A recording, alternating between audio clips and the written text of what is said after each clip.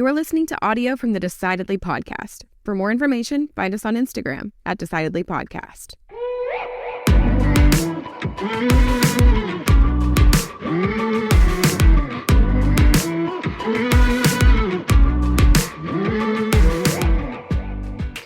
I want you to know that you right now are listening to not only the Smith family Christmas game champion, but the Decidedly team's Christmas game champion. Over the past few weeks, we've had a lot of Christmas games. We've played charades and Pictionary and that fishbowl game where you draw names out of a hat and have to act them out and say one word, whatever. We played a lot of games. We've played chess. We've played Catan. We've played charades. We've done it all. I'm winning them all, okay? I'm the champion. I think I lost one game. I think I did lose once. But overall, my record it's pretty good, okay? It's incredible. I'm going to say it right now. Friends, family, cousins, coworkers, they're jealous. I'm getting a little bit of hate, you know? I'm getting a little bit of that, excuse making from others. Tom Brady only won 7 rings because his defense was good. Stuff like that. Like at some point when I win so much, you got to just say, hey, maybe the guy's got it. Maybe he's got the skills. Maybe he's just the best at charades. Maybe he's the best at Pictionary. Oh, well, he had a good team. Maybe I carried the team. And so I just want to let you know that if you're struggling this Christmas, if you're losing the family games, we're going to be creating a community where I'm going to coach you. All right. This is a free service. I'm not pitching anything. I'm going to teach you how to win at charades. I'm going to teach you how to win at Catan. I'm going to teach you how to win at Pictionary. I'm going to teach you how to win at the weird fishbowl salad bowl game. All right. And we're going to get some cornhole lessons in there soon. We're working on the cornhole program. The other ones are already ready. So if you want to be a champion, holla at your boy. In every other area of life, if you want to be a champion, our guest today is the expert. He was introduced by David Waldy, who is back on episode 86. Curt Tucker is an entrepreneur with deep roots in the fitness industry, and he's on a mission to empower men in their faith, family, finances, and fitness. He's the co-founder of Gym Growth Experts and Champion Builders Academy. Wall Street Journal best-selling author and engaging speaker, Curt brings a decades of experience in coaching, all inspired by his journey from adversity to triumph. He's made the leap from addiction, bankruptcy, and a troubled marriage to a life dedicated to helping men in leadership live abundantly. Stick around, listen to some words of wisdom from our champion, Curt, and get on the path to winning at your life. I'm Sanger Smith, and this is Decidedly.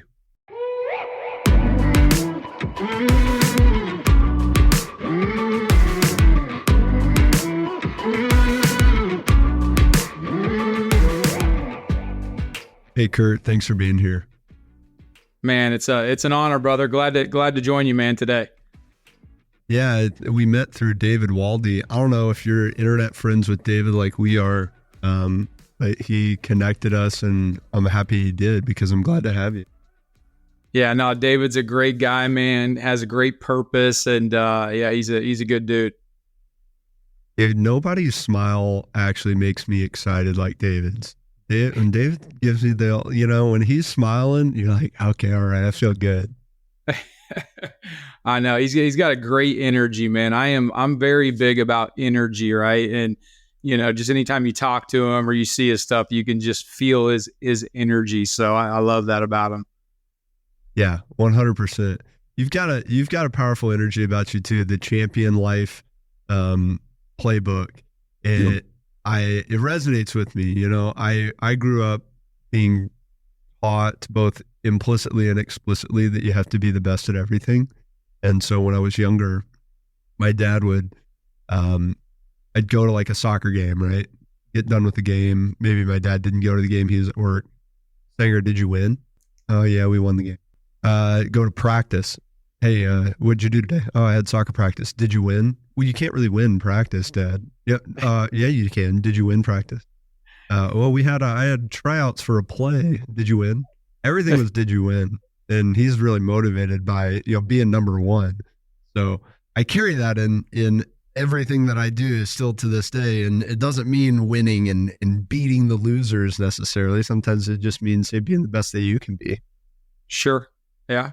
No, that's a great measure, right? To shoot for is really, that's the only thing that we have control over, right? Is if we're giving our very best, because sometimes the outcome, especially in sports, in that vernacular, you may, I think John Wooden said it, right? Where he didn't measure his athletes, based upon whether they won or lost, because they could have won by 30 points, but they played a team that was nowhere near the caliber, right? So they didn't really have to play up to their, potential, right? So I think that's a great way every day that we can look at our life, and when we lay our head on the pillow and say, did I give my very best today to my wife, to my kids, to my business? And no matter the outcome, you might have had a horrible day, but if you gave your best, it's like, hey, I can go to sleep in peace tonight, right? So yeah, 100%.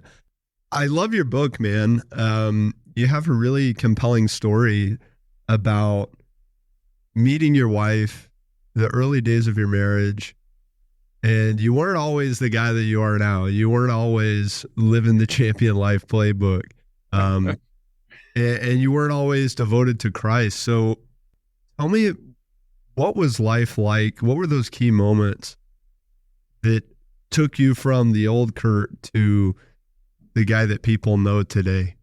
Yeah. I think the biggest thing was that once I got to the point where I was just kind of realizing, like, I'm just not liking who I am, right? As a person, I'm not liking the outcome that my life has given me.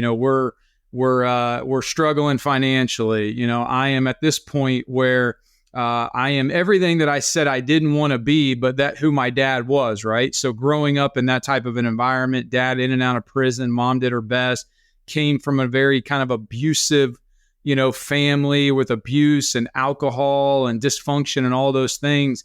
And I'm like, that's not who I'm going to be, right? But literally in my early years of our marriage and our 20s, think my wife Rachel and I, we met in a bar.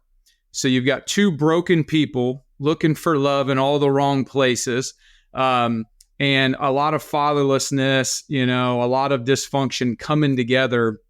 And so for the first couple of years, it was just a lot of that, sex addiction, drugs, alcohol, ended up bankrupting my family, house foreclosed, cars repossessed, on food stamps. And the one thing that kind of got me through that season, because it was kind of happening as all this stuff was happening, was I'm like, I need help.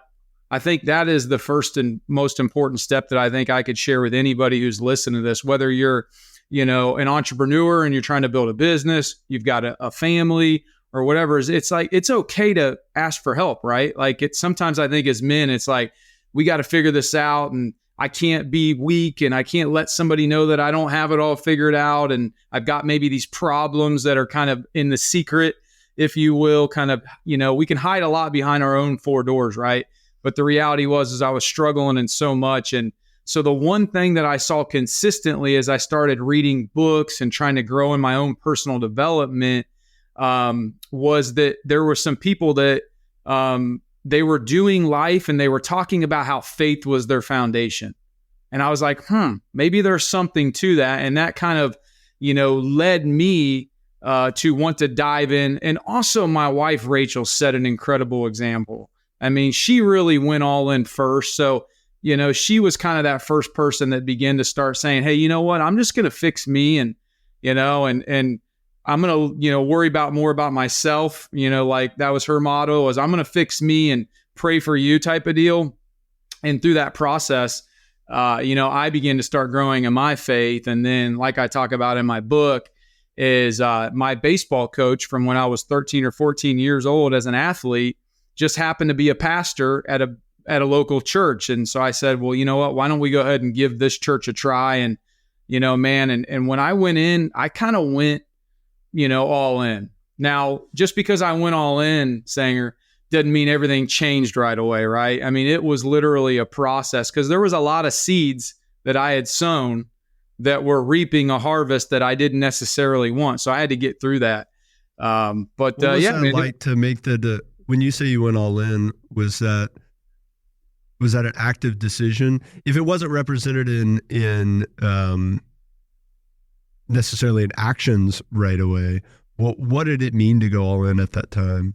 Yeah, I think it was to just, especially in 2010, I had made a decision to, when I say go all in, especially like go all in, that just meant like I had to get rid of everything. Like for me, that meant like I had to quit smoking weed. And if I was going to quit smoking weed, that meant that I had to quit drinking too, right? Because I didn't want, drinking at that point to be a Band-Aid to say, oh, I'm going to stop this, but I'm going to keep doing this, right?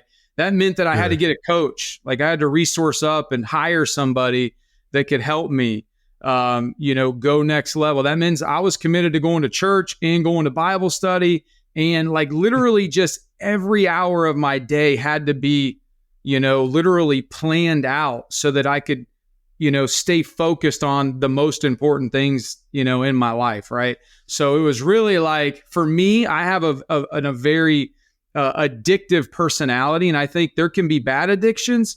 But now, there can also be good addictions, right? Like I would consider myself addicted to fitness. Like that's my background. Yeah. I've owned and operated gyms, and I own a consulting company where I work with gyms all across the country. But for me, when people ask me like, Curt, how many days a week do you work out? And I'm like, every day. And they're like, really? And I'm like, yeah. And I'm like, well, they're like, why? And I'm like, because I need it. Like for me, that is, the one thing that each and every day while I'm working out, I'm able to not only get my body right, but I'm able to get my mind right, my spirit right. And so that's become a good addiction, if you will. So all in is just like, look, you got to burn the boats and be like, not only am I all in as my faith in Christ, I'm also all in my marriage, right? Because at that time in those early years where you're going through a lot of struggle, there's always that 1 foot in, 1 foot out. I see this a lot in marriages as I coach marriages. It's like, hey man, what do you really want? Because you have to make a decision that you're all in on this. Because if you leave yourself just a little, if it doesn't work, I'm out. It's like you're always going to be finding that, right? Versus just being burn the boats. I'm all in. We're going to make this work. And you tend to find solutions better that are going to serve you when you are all in. Did you grow up with any church background? None. I mean, maybe going, here and there, because I went to like a church, hang out, with like, kids who were, maybe friends of mine or in my grade, or maybe once or twice a year, with, for Christmas or something like that. But no, growing up in this country, it's like, it's hard to have zero exposure. Exactly. It's kind of hard to have zero exposure, but not everyone was going to Sunday school every week. Sure. What was that like when you said, okay, I'm going to go, I don't necessarily know what this is all about? What was your gut instinct? Yeah, I think I was just so broken, man. I was so tired of just not having peace, man. Like, and I didn't even know what peace was, right? Before I said yes to Jesus, I didn't understand, like sometimes when I talk faith with people, or I lead a leadership Bible study on Wednesday mornings at 6 a.m. at my church. And sometimes, when we talk about, maybe the Holy Spirit and like people like, I don't understand what that is. Or we talk about the fruit of the Spirit. And it's like, so I was missing, that key component of peace. For me, there's so many different goals that we might have, whether you're in business and you want to make more money or whatever. And I'm like, man, peace is like really high up there for me. Right. So I think it was just one of those things where I knew something was missing. That's really, if I had to break it down, I just knew something was missing, and I knew that there were some people that I began to start following and seeing, and that had lives that I kind of wanted. And this was the thing that was a common thread between these men, was that They went to church, they professed their faith, those types of things. So you go all in, you find the church that your old baseball coach is at, which is, I'm imagining that helped you break down a lot of walls. Absolutely. For a lot of men, choosing to go to church, there's a lot of biases. It feels weird. It feels like we don't belong, especially if you're broken and you're looking for help. Like, oh, I'm going to go to this group where it seems like everybody's got it figured out. They're going to know I don't belong. And I hear that a lot from guys who come to the faith later in life. Like, they're going to see it on me. But having that connection to your old coach, I'm sure made it so much easier. You wrote in the book about being in the church for a while before admitting to your pastor, hey, my wife and I are struggling with marijuana. We need some help. How did that go?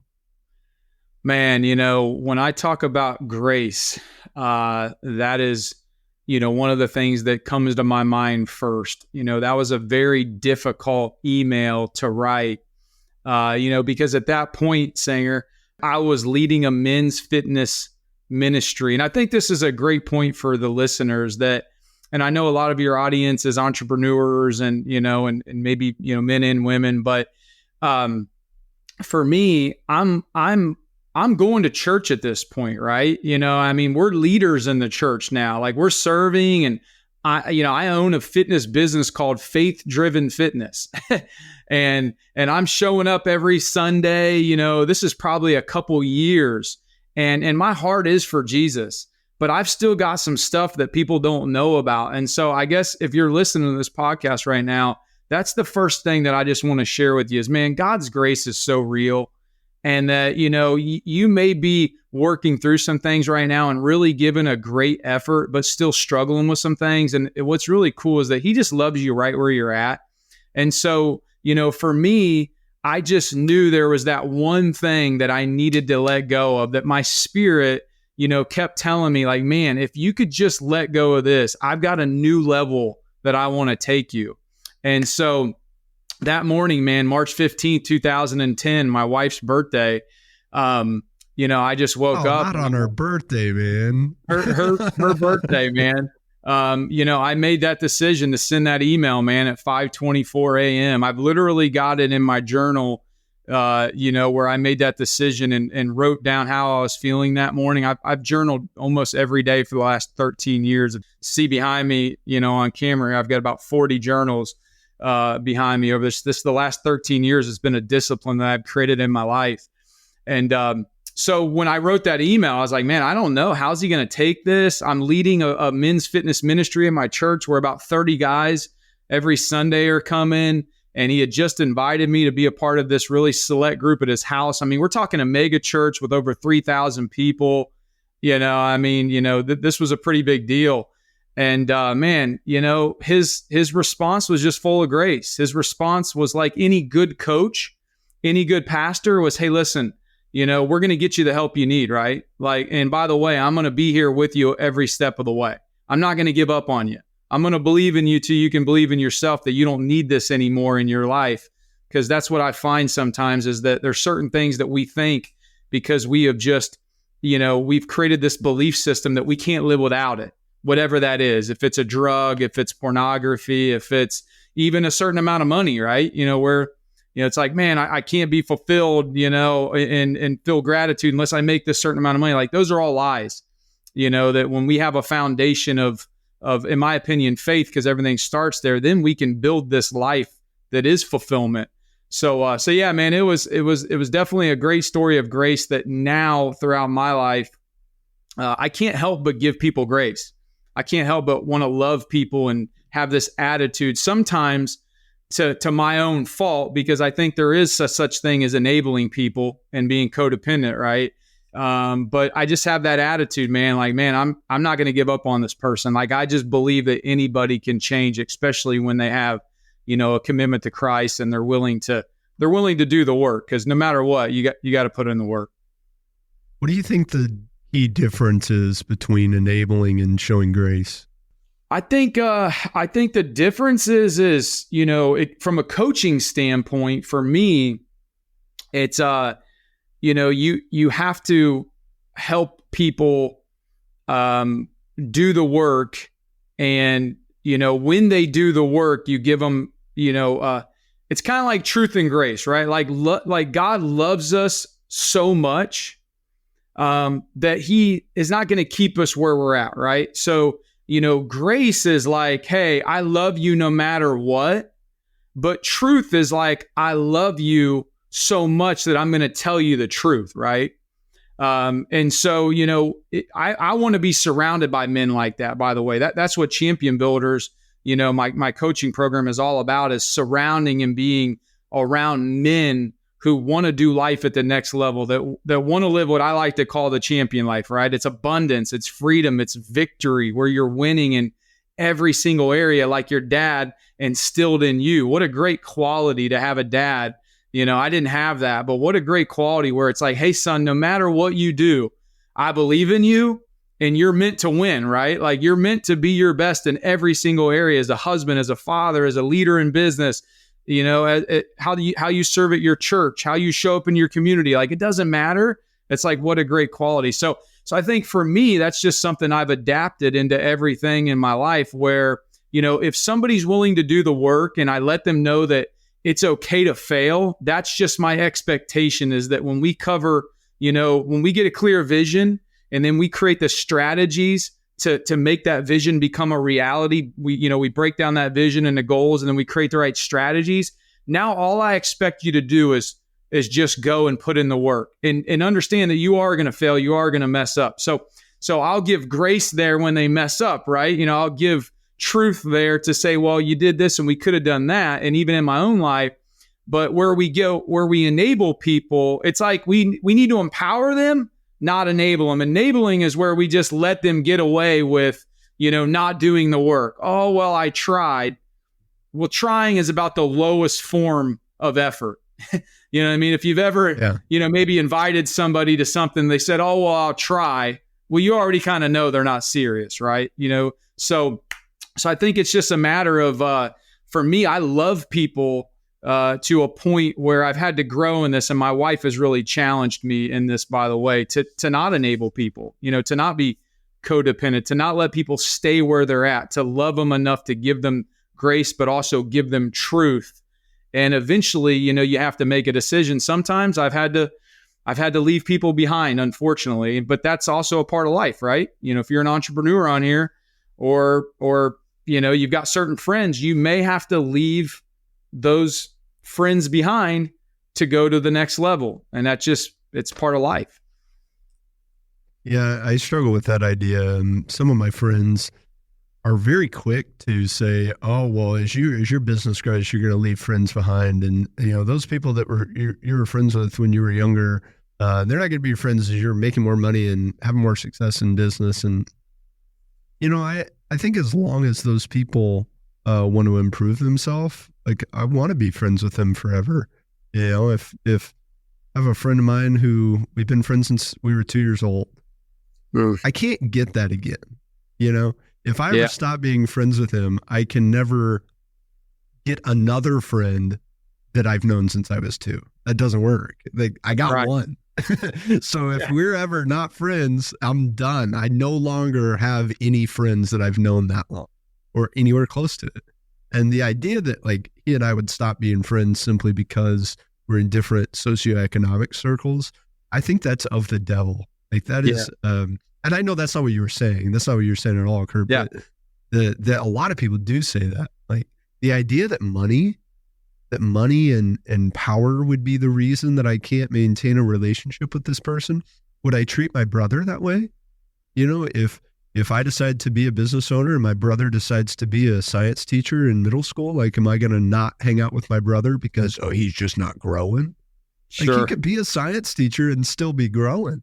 You know, he doesn't have to be growing financially to be focused on becoming a better person. And as long as those people are moving toward Christ, and not even necessarily everyone is going to do it in an explicit way. You know, I've got friends who I know for sure moving closer to Christ, they probably wouldn't even call themselves a Christian. They're becoming more Christ-like in their life, and they're not fully on board with the idea of Christianity or religion for whatever reason. Hey man, I still love you. We're still gonna be buddies. But yeah, if somebody's going the opposite way, if they're falling into more and more into their earthly desires, and they're allowing sin to become more and more a major component of their life, then yeah, maybe you do have to leave them behind. But I, for one, as a friend, as a son, and as a brother, and as an employer, I want to know that if I've left someone behind, so to speak, that I did everything that I could within my capacity as a leader and as a friend and as a son and as a brother to give them every opportunity to not go that way. Yeah. Before they walk away. It's like it's an energy, it's an attitude, right? You know, like, when people are committed, you know, and they want to grow, they want to learn, they want to put in the effort and the work. And especially like what you said about, you know, the money thing. Like, I want to be financially blessed because I love to give. I love to, you know, not only tithe, but I want to pick up the check, right? You know, like I want to say, hey guys, we're going to go do this. And I don't want that person that maybe they're not doing as well financially to be like, man, I can't have that experience because I don't have the money. It's like, hey, don't worry about it. Like, I got it. You know what I mean? And that doesn't make you any less, you know what I mean? You know, and it certainly doesn't make me any more, right? Like I always say, I talk about this in my book, that money just makes you more of who you are. If you're a jerk, you're just going to be a jerk with money, right? But if you're a giver and, you know, and you want to, you know, bless people. And I love one of the scriptures where it says that, you know, we should actually utilize our money. I forget the exact scripture, but it's basically saying we should use our money to gain friends, you know, and to gain influence, because there is this thing in the world that we live in where if you've got money, you're more influential, right? You know, like for some reason, you know, hey, if, you know, I can, you know, why does a 20-year-old kid go out, every influencer, and what do? They rent a Lamborghini for a day, right? You know, so that they can pose next to it because they want the status that they think the Lamborghini is going to give them, you know, where it's like, you know, so that whole money thing, especially you being in, you know, having a wealth, you know, strategy business, you know, it's like, man, if we can earn money, you know, I always say three things. You know, I believe that God, my Bible study this morning was Deuteronomy 8:18. It's for the Lord our God gives us the ability to create wealth. So if he's given me the ability to create it, I want to go make as much as I can, because that also reflects in the business world, the amount of people that I've helped and value that I've created and people that I've served, right? You know, so I like to make it, and then I need to manage it well. I need to be a great steward of it. And then the last component is I need to multiply it, like, because that's a treasure, right? You know, that's something that, you know, when we talk about the parable of the talents. So that's just for me, you know, I love to create experiences, and I love to invest in my coaching program. You know, one of the things that's nice about having money is sometimes when you have people that don't maybe have as much. I have some young guys that I mentor in my men's group that they'll probably never, at least for a while, have the money to afford my services and what I do coaching wise, but that's okay because I can give to them without thinking about the money, right? Like I can just pour into them and be there for them to watch them and help them grow, which to me is, you know, man, like that's incredible. When you see, you know, a young man, not to ramble on, I have one young guy who's in his early 20s who leaves his job at goes in at 3 or 4 in the morning and cleared with his boss to get off for an hour and a half to come to our leadership Bible study every Wednesday from 6 to 7 a.m. You know, just so he can learn, just so he can grow, just so he can be in an environment of excellence so that he can get better. And man, it's been so cool to watch this young man grow over the last 2 or 3 months, Sanger. Like, just so awesome, man. I'm like, dude, like you're going to be something, man. So anyhow, yeah, that's it's been great. Pretty cool. I think money, you know, a lot of people get the Bible confused, the Bible's perspective on money confused. They say, money is the root of all evil. Bible does not say that. Bible says the love of money is the root of all evil. And so you can certainly have money and be a good Christian and have money and be Christ-like. Money is a tool. It is an amoral tool. It's not good and it's not bad. I said amoral, not immoral. Yep. Money is just a thing. Money is a thing, and you can apply it for doing good and apply it to doing evil. Yep. So if you are committed to doing good, I want you to have more of the tool that you can use to implement that good, right? It's hard to help the poor if you ain't got no money. You're pretty limited on what you can do. Yeah, if you don't have enough money, certainly if you don't have enough money for yourself, you're going to be really, really tested on your ability to help the poor. So money is to want to have more money is fine, to desire money, but to want money for money's sake, or to want money for the things that it can do for me, that's where it gets dangerous. Hey, I want more money so I can, because I know my buddy's got 10 million, and if I can get to 11, that'd be real good. Or I want more money so I can get that vacation home, or whatever. It's got to be coupled with virtue. And if it is coupled with virtue, that's a great thing. Yeah, purpose driven, man. Right? I my pastor told me years ago, and I really try to live by this every day: is chase the mission, not the money. That, whatever the gifts are that God gave you. And, for me, it's to love and encourage and empower people to be the champion that he created them to be. So everything I do, I'm always trying to do it with excellence. And that comes from Colossians 3:23. But it's like, hey, if I can do everything with great energy and enthusiasm and encouragement, and I'm serving people, I'm helping people, and I found a way to take my skill set into the marketplace, whether that's working with gym owners or coaching men. It's like, hey, I should want to make as much money as I can, right? Because I had one guy that was like, hey, I just set my goals based upon how much I want to give. So it's like, hey, if I want to give, this much, well, then I know that here's my income goal, right? So it's kind of like, Tony Robbins wrote a book called Money Master the Game. And, and there's some principles in there that maybe some people agree with and some people don't. No different than Dave Ramsey. There's a lot of different principles out there, but I think what we can all agree upon, is like what you just said, that it's neutral. It's not good. It's not bad. It's even, there's a lot of bad people that make a lot of money, right? You know what I mean? Look at the sex industry and the porn industry and the drugs and all those different things where there's a lot of people running around. So my mindset is like, why would God not want to give that money to put it in the hands of the right people, right? And so, no, that's a good perspective, man. Yeah. What are some of the most compelling stories of your clients and how they've changed their approach and their mindset on money? Yeah. On money? Yeah. Man, I would say, one of the things that I believe, when I coach men, that they lack the most of is just a vision, right? Like many times they're just thinking too small. And a lot of that may have, come from where they grew up.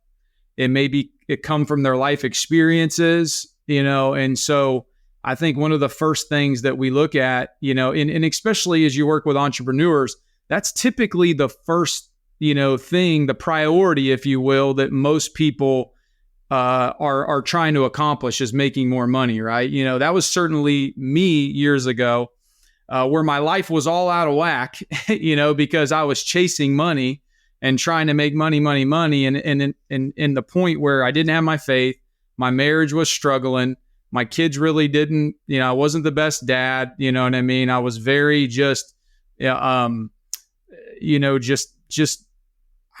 unfulfilled, right? Frustrated. Nothing was ever good enough, type of deal. And so I think, when it comes to money, that's typically the first goal or one of the biggest goals that people will reach out that they want to accomplish. And I always say that you should, sell people what they want, but give them what they need. So it's like, hey, I can help you make more money. But in the process of helping you make more money, I'm going to really give you what you need, which is I'm going to teach you how to create the right priorities, right?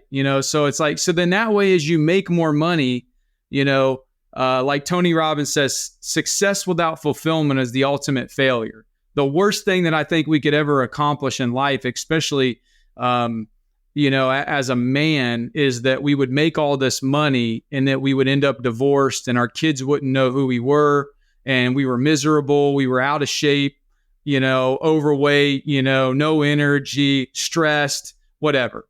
So I think it's, when it comes to money, I think probably one of the biggest things that I've seen that drives me when I'm helping guys is to really help them create a clear path there, where getting a new vision, not just a new vision for where they want to be at financially, but a new vision for who they desire to be as a person. How do they want to operate? I like to call it a covenant.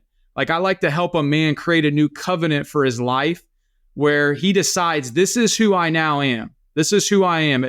I don't weigh this anymore. I weigh this, right? Because now I'm fit. I'm healthy. I'm not this kind of husband who's never there. He's never present, but I'm a husband who prays for my wife daily. And, those types of things. And then when it comes to the business, it's let's chase the mission, not the money. Let's not worry about how much money you're going to make. I think you need to set that goal, but it's more of... And the mission cannot be about money. No. The mission can't be, we want to be making $1 million a year or whatever it is. There's a reason that you want to be making $1 million. There's something more important than the million that the million represents, and it's your ability to do this. We can help this many people if we're making this much money. And then it's about the people you're helping, not about the money you're making.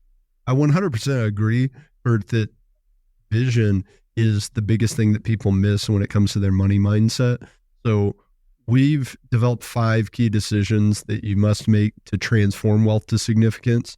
And so for us, the 5 key decisions, the very first one is decide who you are, because it starts with making an active choice to pursue a clear vision for your life. It's not setting goals. It's not developing a strategy. It's not where do I put the money. It's not determining how much money I need so that I can do this other thing. It's who am I going to become? Who do I want to be? And I'm going to actively decide that. And when people don't do that, they run the risk of setting the wrong goal. They run the risk of choosing the wrong path to achieve the wrong goal. Or leaving key components of who they can become off of their plan and not actively pursuing it. So it could be as simple as, and people are often shocked when I share this with them, if you want to become a better husband, that's a part of your financial plan. Wait a second. What do you mean? So you said right now, I'm not very present. I'm not being the leader of my family. I'm not the Godhead and the Christ-like image in my household. I want to become, instead of the absent father, I want to be the husband who prays for his wife. That needs to be part of your financial plan. Why? I can't buy prayer tokens. I can't save money into my prayer fund. No, but you can specifically allocate money to the extent that money is a tool that can provide you more of what you want in life. Money can help you become more of that father, more of that husband.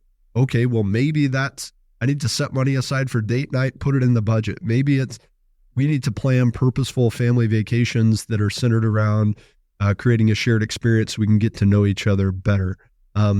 Maybe I want to make sure that the counseling that we do together is never, ever something that we're willing to stop spending money on. It can be a small commitment as far as dollars are concerned. Sure. It deserves an equal place in the considerations that you make for your finances. Yeah. Especially when it gets to big decisions, right? Okay, maybe I'll take that promotion and we'll move to Cincinnati. Okay, well, you're going to now have to commute an hour and a half to work, right? Is that going to make it easier or harder to be the father that you want to be the husband that you want to be? Okay, well, I'm going to take this job, but it's a really super high stress job. Am I going to be able to come back and be present with my wife? And it doesn't always manifest itself into dollars and cents and how you invest or how you don't invest or whether you buy stocks or bonds or IRAs or 401k. It's not always that, but it's about making it conscious. And because just like if I would imagine that part of your motivation to stay fit is the way that you want to show up for your wife and your kids. Absolutely. Yeah. Now, somebody else might go, how does your physical fitness relate to your role as a husband and father? Because if I can bench 225, am I a better husband? No. But that's actually really good information to know that the reason that I want to stay fit is so I'm a better husband and father. So whereas if the goal was I want to bench 225, I got to spend like 15 hours a week in the gym to hit this mark. Yeah. And I'm not going to see my kids. That's probably the wrong fitness goal. The fitness goal is I want to be a good example for my kids so that they develop healthy habits. I want to have energy so I can spend time with my wife. Oh, okay. Well, then whatever training plan I design is going to be motivated by that, not this self-serving, I like the way I look in the mirror goal. Yeah. Now, when I have my 5 F's that I live by, right? Faith, fitness, family, finances, and fun. First of all, I normally only had the 4 F's for the longest time, and I added fun years ago because, like I was saying earlier, like I was that guy where nothing was ever good enough. Here I am, yeah. I'm making great money, living in a nice home, got a beautiful wife, healthy kids, drive a nice vehicle, all the stuff that we kind of shoot for, right, in life that we think is success. But yet I'm unfulfilled, I'm frustrated, nothing's ever good enough. So I'm like, dude, I got to have more fun in my life. And I talk about this chapter in my book where I went through mercury poisoning. And that's really when I began to understand like health as a major priority. I always worked out. I always kind of ate good. But there were certain things that I needed to start learning about, like really going next level. But when people ask me sometimes, Curt, why do you have fitness in front of family? Isn't that backwards? Like, shouldn't it be faith and then family? A lot of people have it in that order. And I always say, well, think about it. Like, if you don't take care of you, who's going to take care of your family? Like, if you own a business and you're the primary provider for your family, you're the protector, right? You're all these things. Well, if you don't take care of you and you don't have not only your physical fitness, where you're healthy and you're vibrant and you have the energy to do the things that you need to do, but you also, have the mental mindset, you have the emotional health, and then the physical, like that's got to come first, right? So those are things for me, Sanger, that every single morning, I'm a 5 a.m. guy, where those things are taken care of, in my first quarter of my day, as I like to say, from 5 to 9. So that now, no matter what happens in my day, if the kids need this or this business obligation or whatever, it doesn't matter. It's already done. And I believe in that create, time, like you said, for an investment, first, and invest in the things that are like, we all know ROI, return on investment, but I always say return on time investment, ROTI, because there's certain things as an entrepreneur, like, I don't want to do, right? You know what I mean? Like, and that's the cool thing is in business, you can hire other people to do things that you don't want to do, but you can't hire somebody to love your wife. You can't hire somebody to pray for your wife. You can't hire somebody to go to the gym and work out for you. You can't hire somebody to go watch your son's basketball game, right? Like, those are things that you got to prioritize in being your best, taking care of your health and, things of that nature. Yeah, 100%. There are so many things in life that we can't outsource.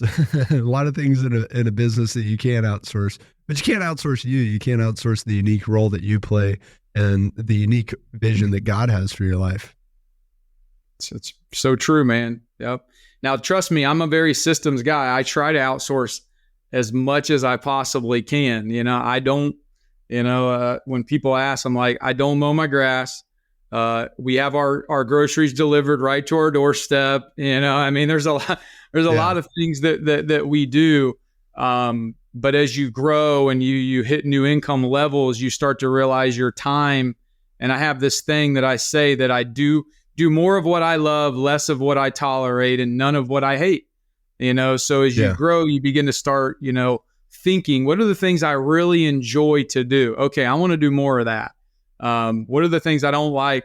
I get rid of that. But I actually love to work out. I actually love to pray with my wife. I actually love to be there for my kids, so it's not hard for me to do that, anymore. That's good. I think fitness is a huge, important thing to share with your children to set them up on the right path. I went to fight night with my church last night. We had a boxing night. Nice. Two churches, our church and the church in Irving. It was like a duel between churches, and it was mostly kids boxing. Wow! But it was awesome.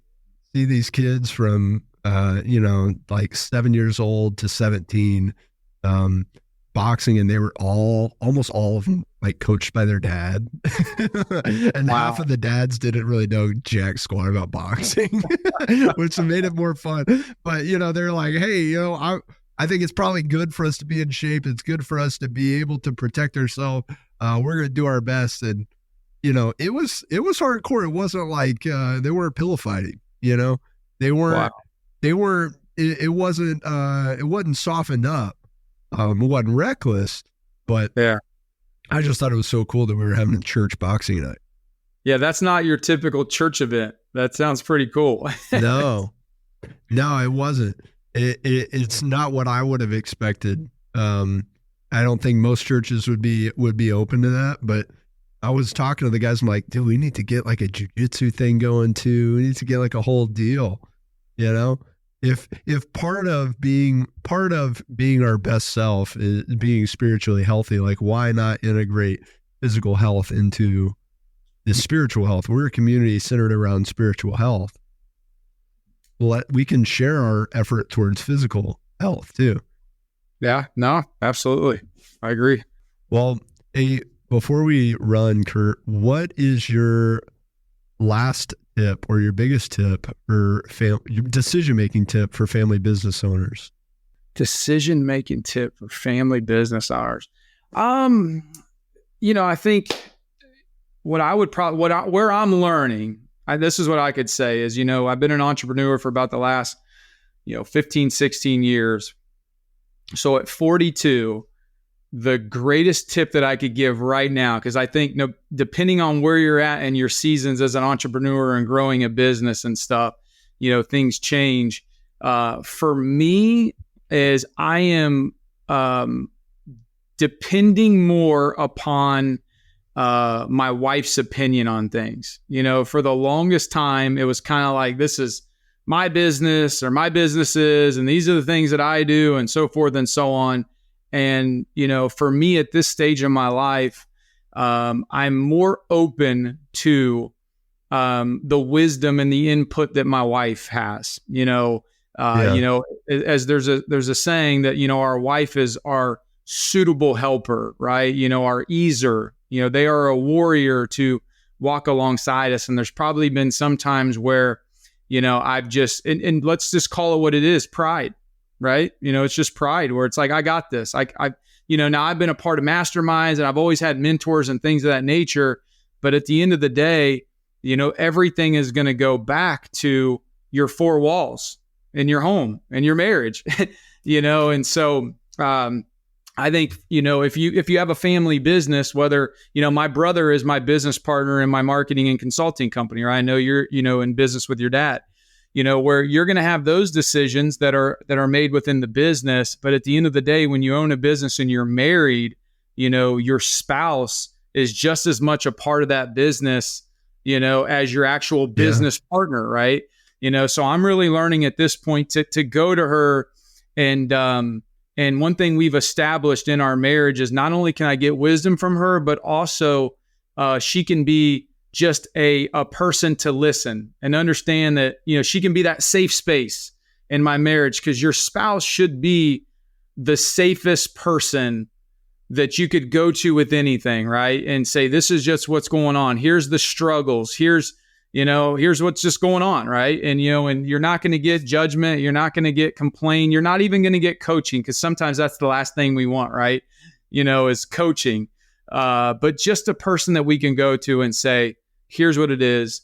And so that's one thing that I feel like I'm working on right now. And I would encourage family businesses to do is if you're in a business, whether it's yourself, if you're with your spouse for sure, because my wife and I do have a business that we do together as well, is that be more open to collectively getting insight and wisdom from your spouse, especially if you are a Christian couple, especially if she is, a person who is aligned with Christ and she's praying on a daily basis as well, right? Because sometimes there's going to be some golden nuggets that she could give you you probably wouldn't have got by yourself. So right now in this season of my life, that is a thing that's huge for me right now.